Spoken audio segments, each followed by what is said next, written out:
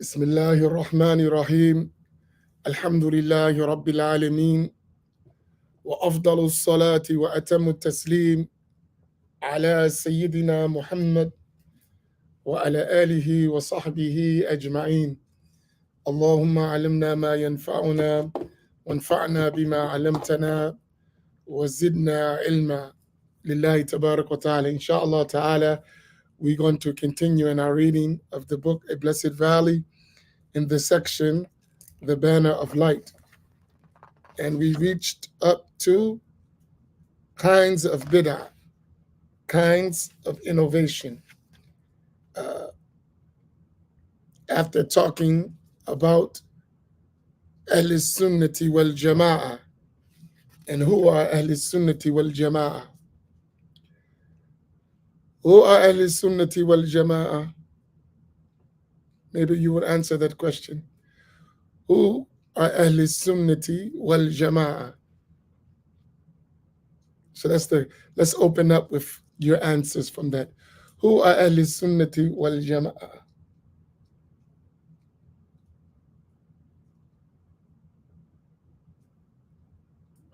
Us. Who the heck is us? Us is Ahl Sunnah. Who's us?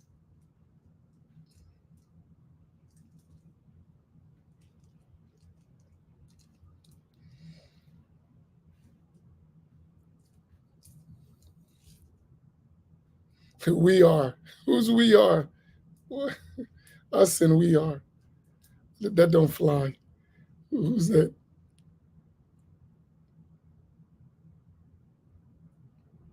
May Allah give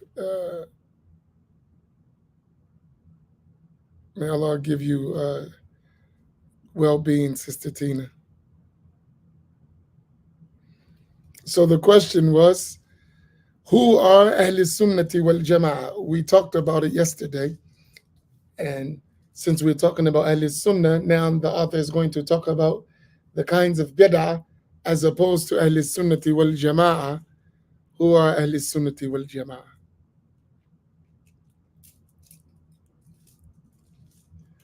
Allah, Allah, Allah, Allah. I'm looking for answers. So, wa alaikum salam to everyone. MashaAllah, Jihad. MashaAllah.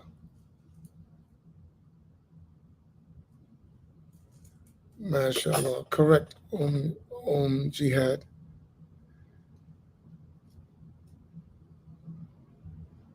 This is right, Sophia. MashaAllah. Allah. MashaAllah. So let us begin, inshallah. Ahl Sunnati wal Jama'ah hum al-Asha'ira wal Maturidiyya fil Aqidah. They are the Ash'aris and the Maturidis in Aqidah, and the Hanafis and the Malikis and the Shafi'is and the Hanbalis in fiqh, and Ahl Tasawwuf. Naam. Bismillah. So we reached to page 171. Let us recite Al-Fatiha to the soul of the Prophet sallallahu alaihi wasallam and his noble descendants. Al-Fatiha.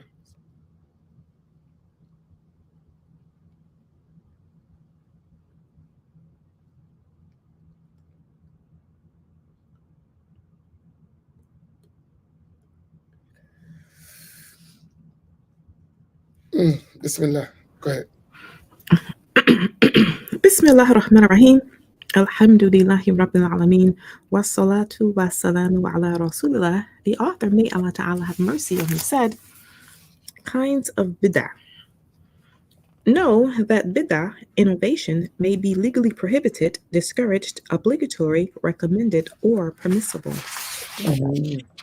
Imam at-Taybi, rahimahullah, may Allah Ta'ala be pleased with him, said, innovation is whatever is done without prior model. Legally, it is to do something that had never been done in the days of the Messenger of Allah Ta'ala, sallallahu alayhi wasallam. May Allah Ta'ala's blessings and peace be upon him and his family. Innovation in the Arabic language is that thing which is done without a previous model, something that was existing before. Religiously, when we say an innovation, what we mean by that something that was done that wasn't done by the Prophet sallallahu alaihi wasallam. Mm. The sheikh, who is unanimously held to be a venerable leader, Abu Muhammad Abdulaziz ibn Abdus Salam, rahimahullah, may Allah Ta'ala have mercy on him, And he's known as Sultan al-Ulama, the Sultan of the scholars, is Ibn Abdus Salam. Mm. says near the end of his book Al Qawaid, innovation is of five kinds: obligatory, such as studying grammar, which is the means to understand the words of Allah Ta'ala, exalted be He, and His Messenger, Sallallahu Alaihi Wasallam. May Allah Ta'ala's blessings and peace be upon him and his family. That without which an obligation cannot be accomplished is itself obligatory. Since the preservation of Sharia is obligatory, and this cannot be done without grammar, studying grammar becomes obligatory. Other examples are the science of unusual expressions in the Book and Sunnah, recording the principles of jurisprudence, the science of judging the reliability of the men constituting the chains of transmission of hadiths, and that of distinguishing authentic from weak hadiths. So, is Ibn Abdus Salam, rahimahullah ta'ala, mentioning that religiously, when we talk about innovations, there are details to it. So he mentioned them in these five categories. And great scholars follow them, of Ahl Sunnah, follows him in that. Like Al-Imam al-Nawawi, rahimahullah, like Al-Hafiz ibn Hajar al-Asqalani, those great hufaz. And the ones who deviated from that are our modern day people who don't follow the methodology of Ahl Sunnati wal Jama'ah, and that they considered every innovation, except the ones they do, is a bad innovation. Now, go ahead. Prohibited, such as the beliefs of the Jabriya, Qadariya, Murjiya, and Mujassima. To answer people such as these is an obligation, since to preserve Sharia from innovation is a kifaya or collective obligation. So the innovation that those people bring is the innovation that is prohibited, and is the innovation in belief. And I want to say something, and we'll talk about this tonight. If I forget, remind me on the round table.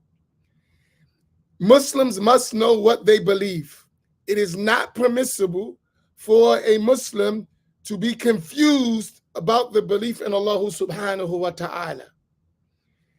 And when we try to do our joining everything together, some people, they mix things that cannot be mixed, right? They mix things that cannot be mixed. And I'm not talking about going extreme in details. When we talk about what we believe as Muslims, we need to know what is the correct Islamic belief and what is the invalid Islamic belief, or belief attributed to Islam, should I say, because there's not an invalid Islamic belief. What I mean by that is beliefs that are invalid that people claim to be Muslim and attribute to Islam. We must be able to distinguish. It's not permissible to say that we believe this and that, and there are opposing beliefs. We're not talking about practice, we're talking about belief and the essentials of belief. There cannot be confusion in that.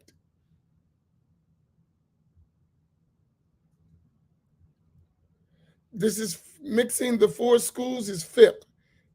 It has nothing to do with Aqidah. Especially when we're talking about the foundations of the creed. There is no excuse to be confused or ignorant about this, right?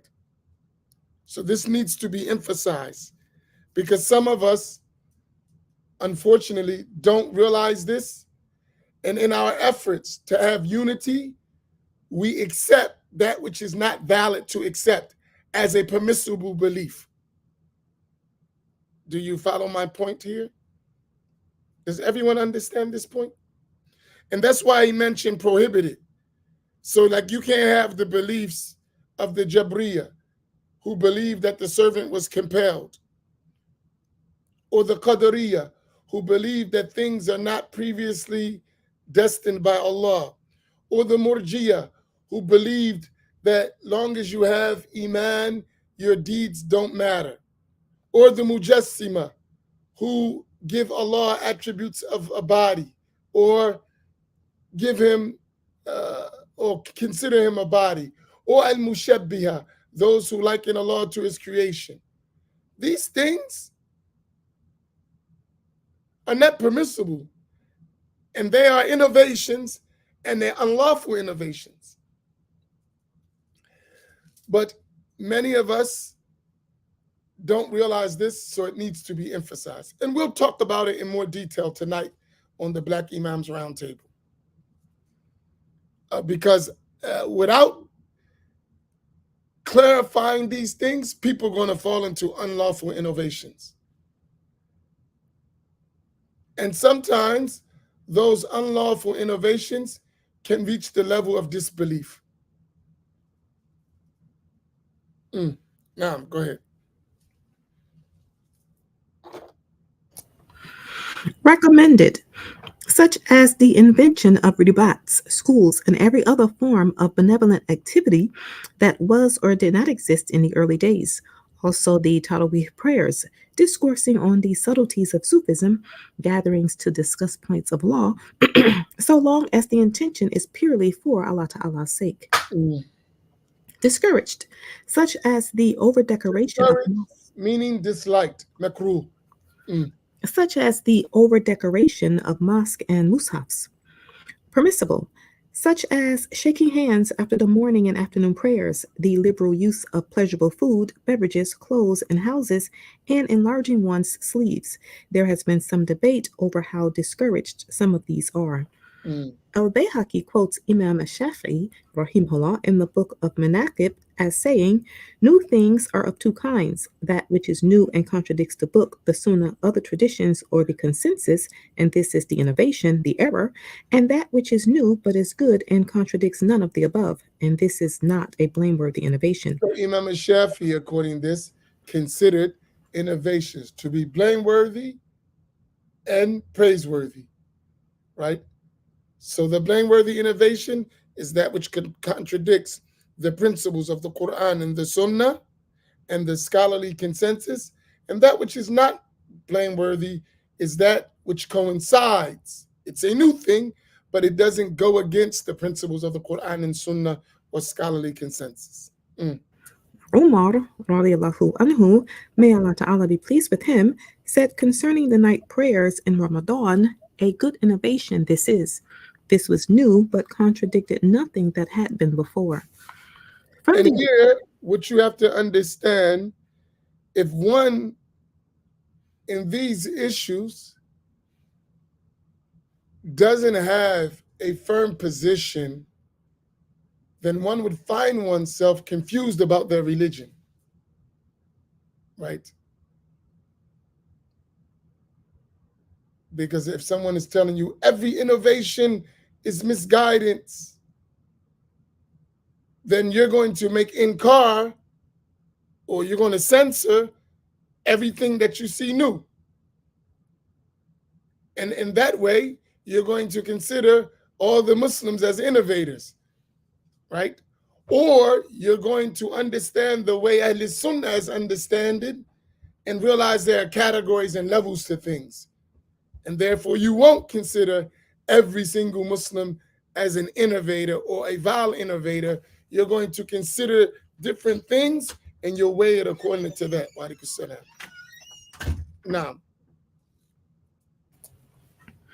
From the above, the definition of each of the sunnah and the innovation should have become clear, as well as the difference between praiseworthy and blameworthy innovations. so The that's word the position of the majority of the scholars of Ahl Sunnati wal Jama'ah, is that there is praiseworthy innovations, good innovations, blameworthy innovation, bad innovations. And a further categorization is to put them in these 5 categories of obligatory innovations, recommended innovations, permissible innovations, disliked innovations, and unlawful innovations. And the funniest thing, the ones who say that all innovations are bad commit the most prohibited innovation according to the scholars of Ahl Sunnati wal Jama'ah, which is the innovations in the creed. And every other discussion that leaves the discussion of the creed, honestly, is a discussion that's insignificant. When you're talking about a discussion that's about the creed, that's a discussion. A discussion in differences in other matters that don't relate to the creed in terms of someone's faith, practice, if you left it out, it wouldn't matter in terms of it's not unlawful to leave it off. So, for instance, if one did the Mawlid or didn't do the Mawlid, it's not sinful, right? It's a recommended matter. But if one believe about Allah subhanahu wa ta'ala bad things, that cannot be excused, right? So if you say, I'm not going to the gathering of dhikr, you're not sinful. So I just choose not to go, right? Whether you went or not, it's not an issue of sin. Whether you believe correctly or not, that's an issue of sin. So even if someone said doing group dhikr allowed is bid'ah, and you said, I don't do it anyway, it doesn't matter. Right? It's not an argument. The discussion may be, is it bid'ah or not? But in terms of doing it or not, you're not sinful if you don't do it. But if you're arguing or you're discussing or you're debating or you're differing about the core issues of belief, then that is a significant issue, and its outcome means something in terms of our faith. There's a big difference in the two. And sometimes we'll have discussions about matters that don't have that degree of importance while ignoring and overlooking the matter that is really important, which doesn't make much sense. Now, the worst and most repulsive innovations are those concerning beliefs, especially the divine names and attributes. For some of repeat that again. the worst and most repulsive innovations are those concerning beliefs, especially the divine names and attributes.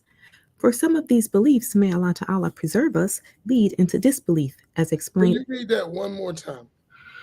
The worst and most repulsive innovations are those concerning beliefs, especially the divine names and attributes. For some of these beliefs, may Allah Ta'ala preserve us, lead into disbelief, as explained in works describing heretical sects. And you should highlight this issue.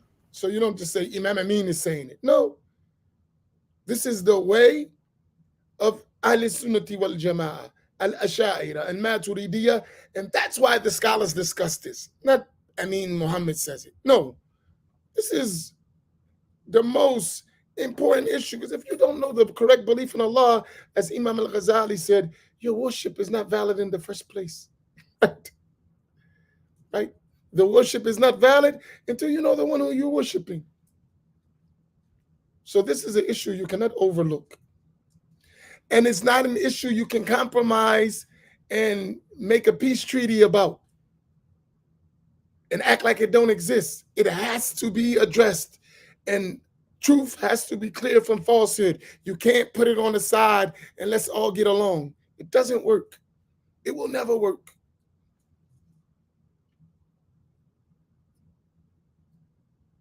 Because it's an issue of the heart. So even if I don't say it, it's there. No. Anas ibn Malik, radiallahu anhu, may Allah Ta'ala be pleased with him, said, beware of innovations. They said, O Abu Abdullah, what are these innovations? He said, the people of innovation speak about the names and attributes of Allah Ta'ala, His speech, knowledge, and power. They do not keep silent about that which the companions and those who followed them with excellence kept silent about.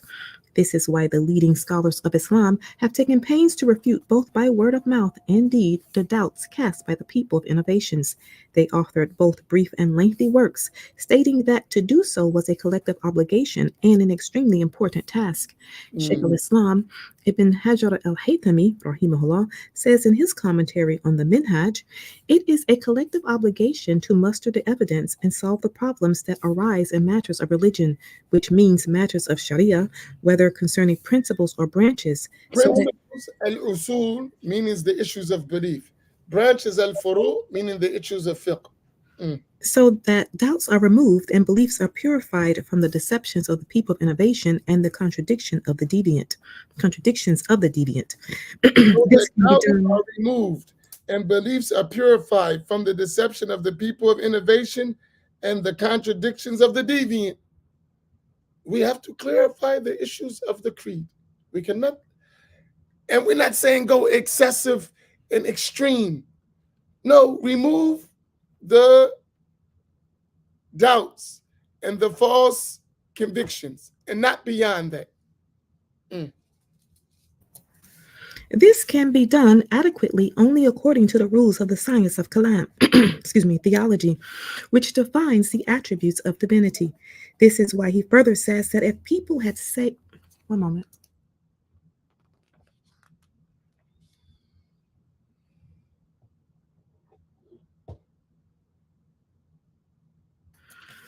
This is why he further says that if people had stayed as they were in their pure Islam, we would not have had to declare it an obligation. On the contrary, we would have prohibited it, as was reported that Imam Shafi'i, rahimahullah, considered it the worst thing short of idolatry. However, now that innovation has appeared, we can no longer leave it. Therefore, it is necessary to muster whatever is needed to call to the even path and remove doubts. So Thus, let me make this point clear. If you remain silent about these issues, they don't go away. They just spread, and the reason they spread more is because of your silence. In other words, I'm trying not to talk all about tonight, so this is very important. There's this concept of if we remain silent, it will go away. And it's not going anywhere. In fact, the opposite occurs. When you remain silent, people never learn and it spreads. It's the opposite way.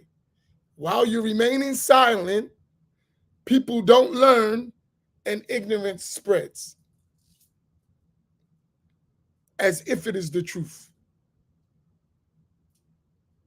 So you have to express clearly the correct creed of Ahl Sunnati wal Jama'ah.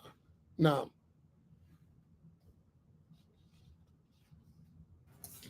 thus, to engage in rational argument and remove doubts has become a collective obligation. As for he who harbors doubts concerning one of the basic tenets of belief, he must strive to remove it so that his belief becomes sound. Imam so Azam. if one is confused, like the person who listens to those people of innovation and thinks that Allah subhanahu wa ta'ala is above the throne in heaven. This is a vile innovation in Islamic creed. It's not permissible to believe that, right? It's not permissible to believe that God, Allahu Tabarak wa Ta'ala, is in a location. That's not permissible to believe by scholarly consensus. That's not acceptable. So one cannot say you can believe that Allah exists in a place and Allah exists without a place. You cannot have both. They're opposites. They cannot exist as both of them being right. One's wrong. And your job is to know well what is correct from what is false. It's not permissible to believe such things. So you can't just say we all Muslim, it don't matter what we believe. No. And at minimum, you have to know that that's not a permissible belief, right? And that's the minimum. And if you need more to convince you of that, then you need to learn as much as you need to learn so that bad belief is removed. Imam al-Ghazali, rahimahullah, concurs with that and says, the truth is that this innovation, can be unconditionally neither blamed nor praised, for this depends on its benefits and harms. If there is benefit, then at the time the benefit occurs, it may be permissible, recommended, or obligatory. But if there is harm, then at the time when harm occurs, it is prohibited. وصلى الله على سيدنا محمد وعلى آله وصحبه أجمعين. Inshallah, we'll stop there. So tonight at 7 o'clock, we're going to have this discussion about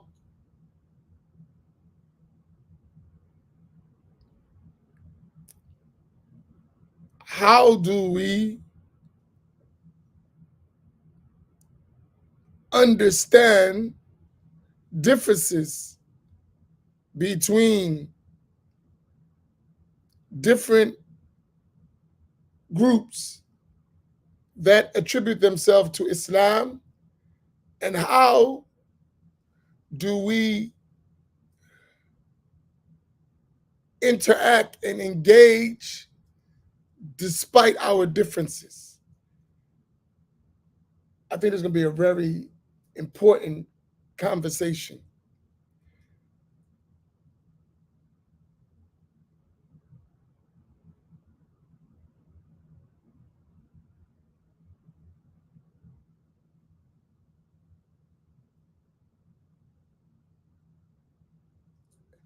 And I would say this,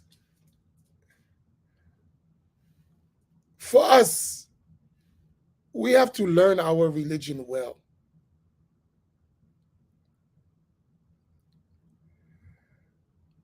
And that's a lifetime journey, a lifetime pursuit. But we have to take it serious because its consequence is an everlasting consequence. Your paradise and your hellfire is depending on you properly understanding and learning in this world. And the paradise and the hellfire are two everlasting abodes. So there's going to be everlasting felicity or everlasting wretchedness. And we have to work now to acquire the knowledge that leads to the abode of everlasting felicity. So there is a lot of learning that needs to be done. Don't take your religion as it is not important. Right? It doesn't matter.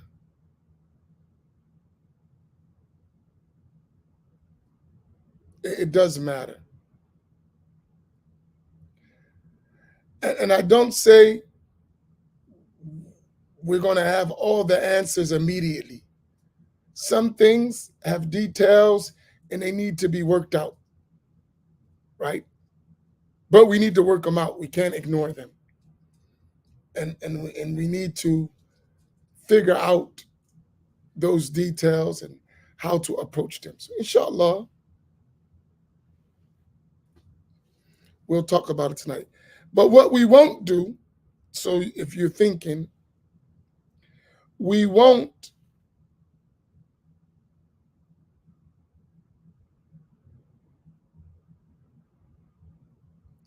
talk negatively about any particular group for the sake of being negative. Really, we will be talking about us clarifying truth. That's it. to find the truth, right? To find what is right, learn what is right, and try to live, practice, and believe accordingly, right? Because I believe for us, most of the mistakes that we're making is because people gave us those mistakes and we didn't critically think and learn through it, right? I was talking to one of my elders who actually was one of the founding members, if I want to say, of bringing those ideas to America in the Black community specifically. And I was talking to him about it. I said, you you you're responsible for all this stuff, right?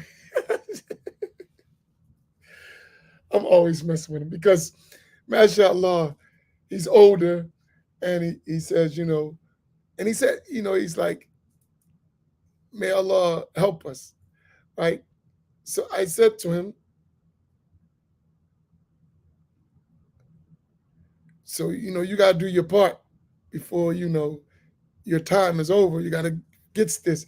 And he said something to me that was very deep. He said, in those days, that was all that was available. So we didn't know any better. So it was a stage we went through in our learning process, and some people got stuck.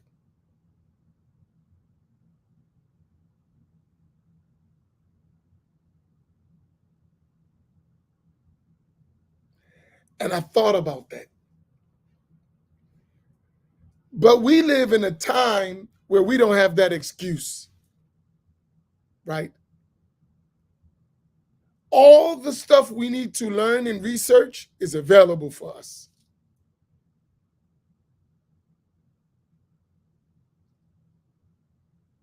Right?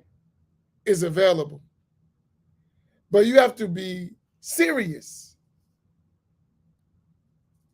and then examine. And for us, it is so serious, we can't be controlled in that. Right? That's how serious it is. Because people have controlled us for their benefit, and it hasn't helped us. We be stuck, still stuck. And they're not stuck, we stuck for their purpose. So that don't work. We have to be really courageous.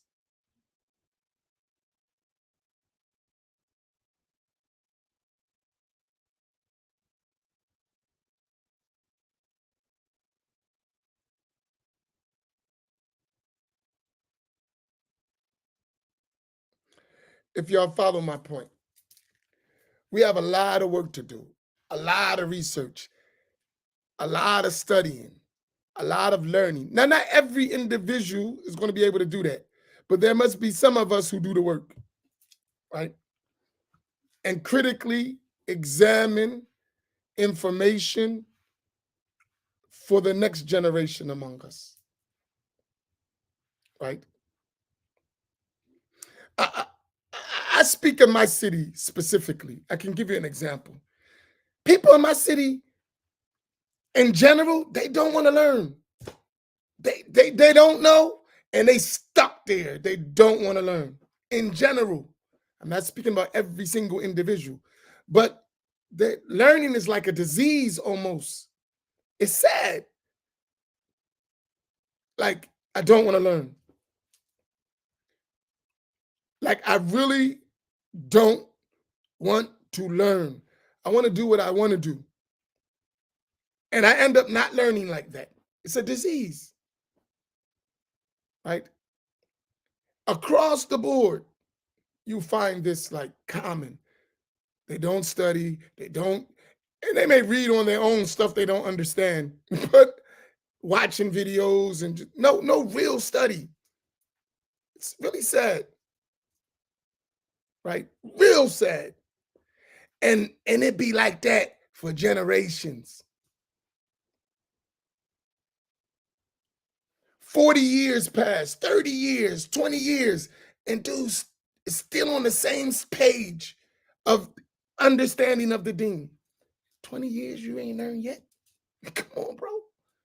You ain't improved 20 years, 30 years. Come on. Right?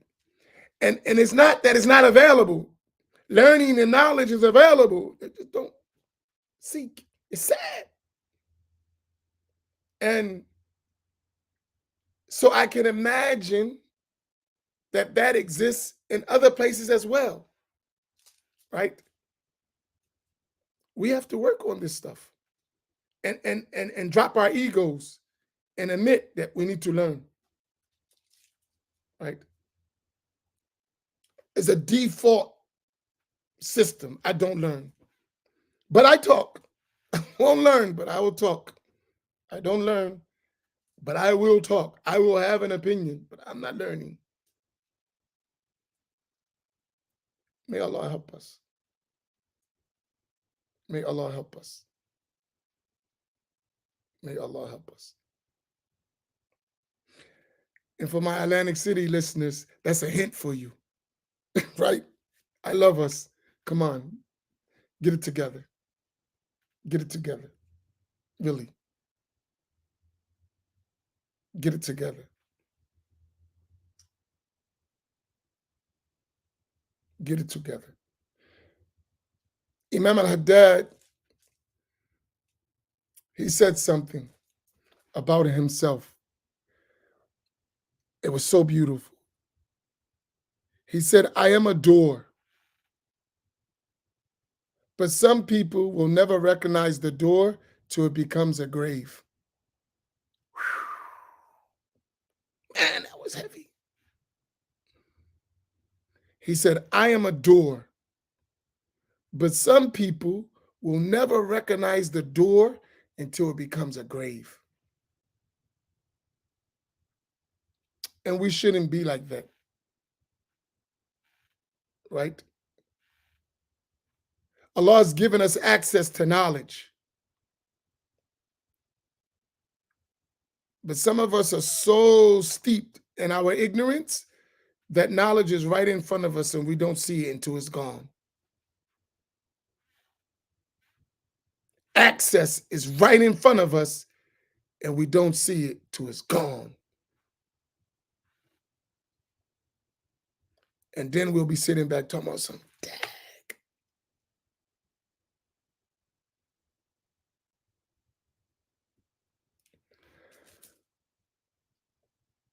I got a message from a person in Tarim, Yemen,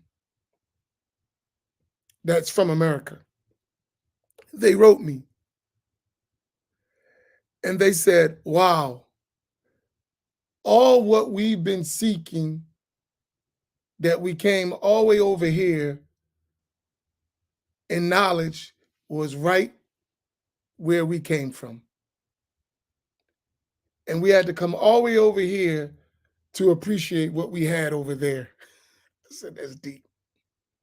That's something to think about, right? We had to come all the way over here to appreciate what we had right among us. That means access is available for us. But we have to open our eyes, right? And grab it.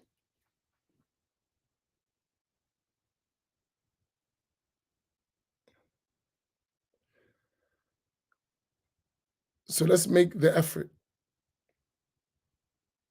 Let's make the effort. For all of us, we have a lot to go. We have a lot of work to do. Don't take it like, don't even be comfortable with what we're doing. What we're doing is just discovering what we need to do. We're not even at the level of doing what we need to do. We're still discovering what we need to do. But that's a work in and of itself. That the level of discovery, that's work. And then the actual work itself. It's a lot. So let's make a sincere intention and strive.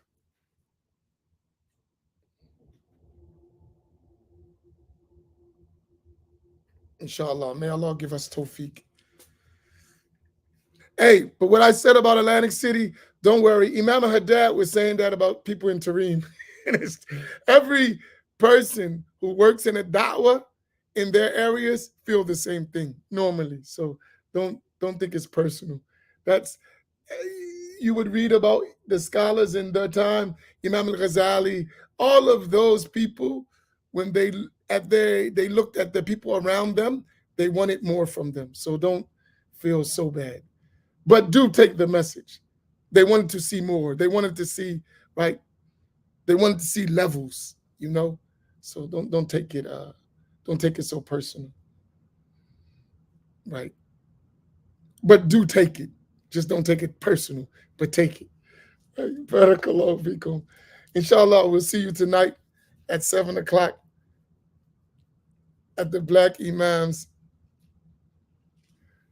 round table. Inshallah. Barakallahu fikum. Assalamu alaikum wa rahmatullah.